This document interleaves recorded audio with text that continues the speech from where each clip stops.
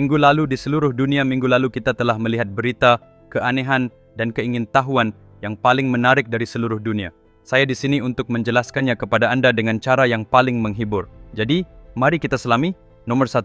Pernahkah Anda membayangkan jika setelah kita mati, tubuh kita dapat diawetkan dengan hati-hati di suatu tempat, dan mungkin di masa depan, ketika generasi berikutnya mengembangkan teknologi untuk menghidupkan kembali orang yang sudah mati, kita dapat hidup kembali dengan tubuh kita yang diawetkan dengan aman? Nah, dengan konsep inilah, sebuah perusahaan baru telah diluncurkan di Jerman. Perusahaan ini merupakan perusahaan startup kriopreservasi pertama di dunia yang disebut Tomorrow Bio. Model bisnis mereka adalah sebagai berikut. Setelah seseorang meninggal, tim ambulans khusus datang untuk menyimpan jenazah dengan aman pada suhu minus 196 derajat Celcius. Mereka mengeluarkan cairan tubuh dan mengisinya dengan krioprotektan. Jenazah kemudian ditempatkan dalam nitrogen cair untuk membekukannya. Kedengarannya agak aneh, bukan? Tapi sudah ada 6 mayat dan 5 mayat hewan peliharaan yang diawetkan di sini.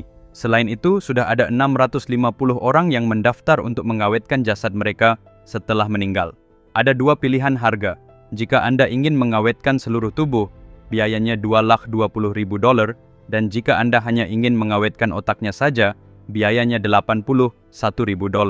Jika ini benar-benar berhasil dan kita dapat menghidupkan kembali orang mati, itu akan luar biasa, bukan? Nomor 2. Semua orang tahu bahwa Afghanistan berada di bawah kekuasaan Taliban. Peraturan mereka sangat ketat, dan jika ada yang melanggar hukum Islam yang mereka anut, mereka akan dihukum berat. Baru-baru ini, pemerintah Taliban menskors 280 polisi karena tidak mengikuti aturan sederhana. Apa aturan itu? Anda bertanya. Para polisi itu tidak boleh memelihara jenggot. Ya, Anda tidak salah dengar. Taliban sangat bangga dengan budaya mereka. Menurut hukum Islam dan syariah yang mereka anut, menumbuhkan jenggot adalah tindakan yang sangat sakral bagi orang-orang di sana.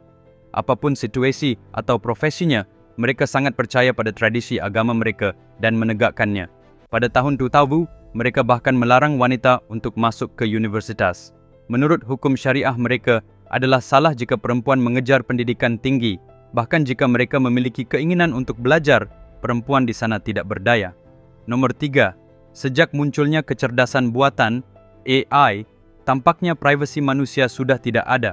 Sampai saat ini, setiap kata yang kita ucapkan, diam-diam didengarkan oleh Google atau berbagai aplikasi di ponsel tanpa kita sadari bahwa mereka masih mendengarkan. Tidak mengerti?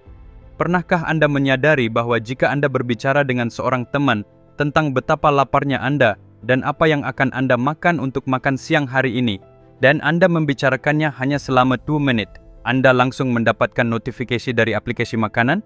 Atau jika Anda berbicara tentang kartu kredit bank, tiba-tiba Anda mendapat telepon yang mengatakan Anda memenuhi syarat untuk mendapatkan kartu kredit gratis seumur hidup, atau Anda telah disetujui sebelumnya untuk mendapatkan kartu kredit.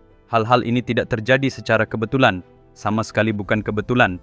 Ini adalah bagian dari strategi yang terencana dengan baik, di mana aplikasi-aplikasi ini mendengarkan kebutuhan kita dan mengirimkan pemberitahuan yang sesuai. Hingga saat ini, mungkin terlihat baik-baik saja. Tapi bagaimana jika aplikasi-aplikasi ini mulai mengakses kamera ponsel kita dan secara diam-diam mengawasi apa yang kita lakukan? Bayangkan Anda meletakkan ponsel di atas meja, menonton video, dan mulai mengganti pakaian.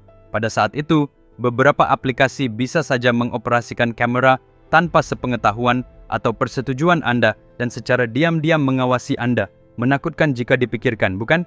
Apakah Anda menggunakan Snapchat? Baru-baru ini seorang gadis mengirim foto ke teman-temannya. Sebelum foto tersebut sampai ke temannya, foto tersebut masuk ke server Snapchat, di mana AI melihat foto-foto tersebut. Gadis itu kemudian menerima balasan dari AI Snapchat yang mengatakan, "Bayi di tangan Anda terlihat sangat lucu." Gadis itu terpana. Dia segera menghapus Snapchat karena pada saat dia mengirim foto itu, dia sedang menggendong bayinya. Itu karena aplikasi ini terus memantau kamera ponsel Anda.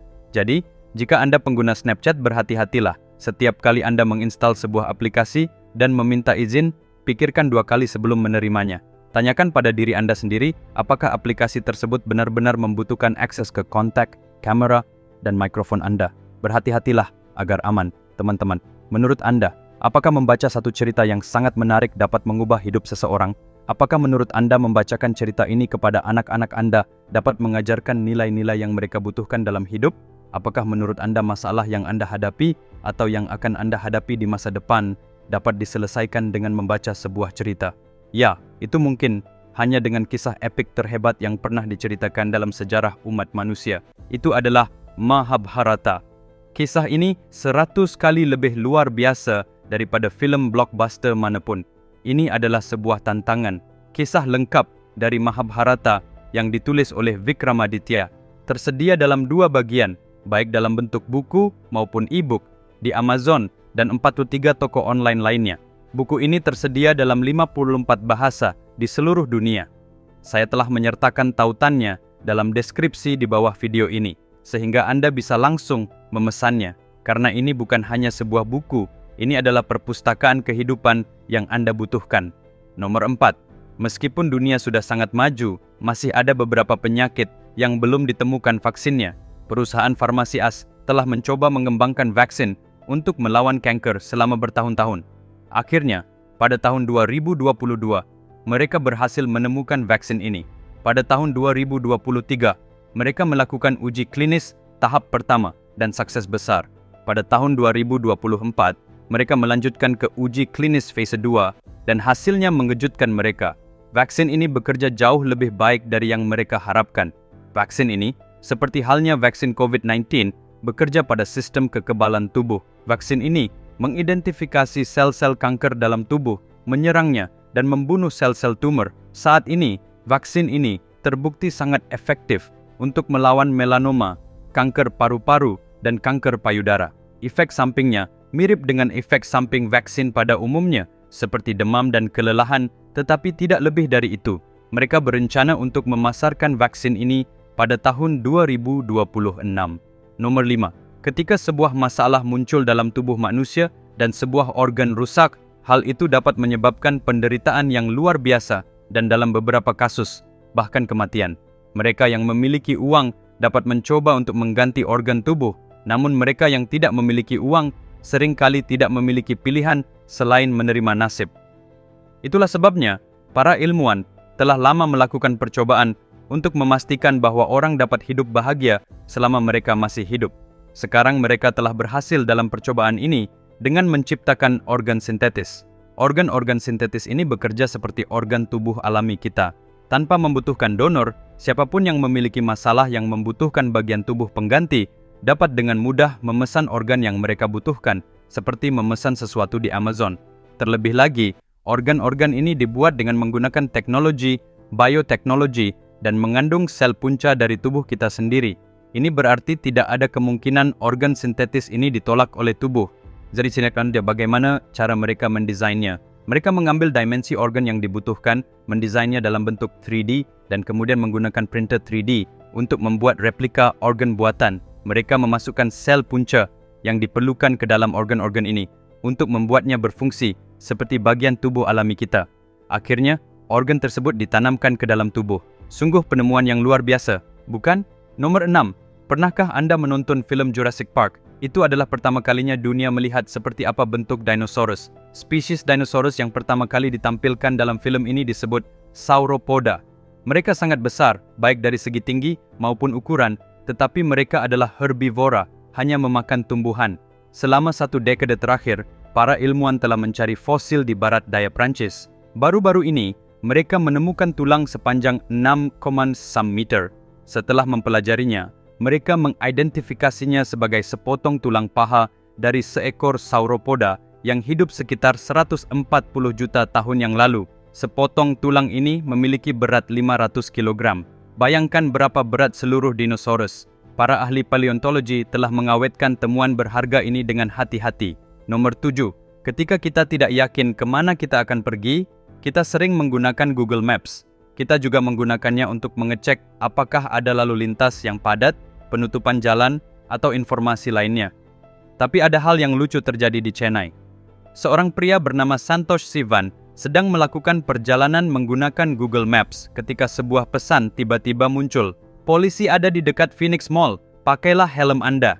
Mengapa bisa muncul pesan seperti itu? Karena seseorang telah meletakkan lokasi tersebut di peta sebagai lelucon. karena mengetahui bahwa polisi secara teratur menghentikan kendaraan di sana. Hal ini menyebabkan Google Maps menampilkan peringatan tersebut. Ketika Santosh Sivan mengunggah tangkapan layarnya di Twitter, hal ini menjadi viral. Orang-orang di komentar bercanda, jika Google benar-benar mulai menampilkan pembaruan langsung seperti ini, itu akan menjadi salah satu layanan sosial terbaik yang pernah ada. Nomor 8. Manusia selalu ingin tahu tentang apa yang ada di bawah air dan di atas langit dan terus menjelajah. Amerika Selatan adalah rumah bagi hewan-hewan langka dan hutan hujan Amazon, dan telah lama diduga bahwa suku-suku misterius tinggal di sana. Sekarang hal ini telah dikonfirmasi. Selama ratusan tahun, kita bahkan tidak tahu bahwa suku seperti itu ada di bumi. Mereka dinamai suku Mashko-Piro. Orang-orang suku ini terlihat persis seperti orang-orang primitif yang kita baca di buku-buku kuno. Mereka adalah suku terbesar yang belum tersentuh di dunia. Mereka terlihat bermain di dekat Sungai Las Piedras di Peru. Teman-teman, mari kita bertemu lagi Senin sore mendatang pukul 17 Hanbon. Jika Anda belum melakukannya, pesanlah buku Mahabharata yang telah saya tulis. Saya telah menyertakan tautannya dalam deskripsi di bawah video ini. Dan jika Anda belum berlangganan ke channel saya, silakan segera lakukan. Sampai saat itu, jaga diri Anda. Sampai jumpa.